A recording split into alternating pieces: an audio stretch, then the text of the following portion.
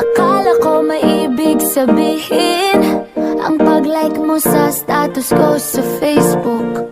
Nagre-reply ka rin sa Twitter. Akala ko ayun na, pero nakita ko kahapon may pinost kang iba. May kasama kang maganda. Ang sabi mo sa akin, kaibigan mo lang siya. Ang hirap palang maging TANGA. Ang hirap palang maging TANGA. Pinapaasa mo lang ako kasi alam mo na crush kita. Oo, na crush kita. Pambihira o nung dati pa. May patanong-tanong ka ba kung sino yung nasa Facebook status ko? Hoy! Tungkol yan sa'yo!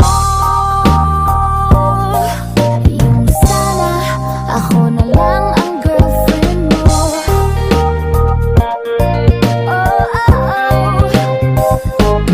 Parang gusto ko nang sabihin ang feelings ko na tinatago sa'yo. Para na akong pulis, maka-stalker sa profile mo. Ano ba?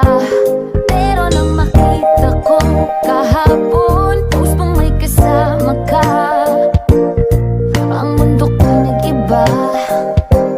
Pakiramdam ko, boy, chicks mo siya. Ang hirap palang maging TANGA. Ang hirap palang maging TANGA. Pinapaasa mo lang ako kasi alam mo na crush kita. Oo, na crush kita. Pambihira o nung dati pa. May patanong-tanong ka ba kung sino yung nasa Facebook status ko? Hoy! Tungkol yan sa'yo! Yung sana ako na lang ang girlfriend mo. Iniisip ko tuloy, napaagaw ba? Paghihinala kung sa'kin may gusto ka. Nagmumukhang sira.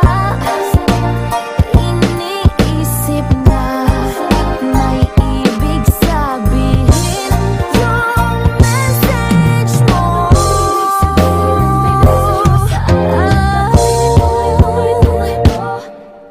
Ang hirap palang maging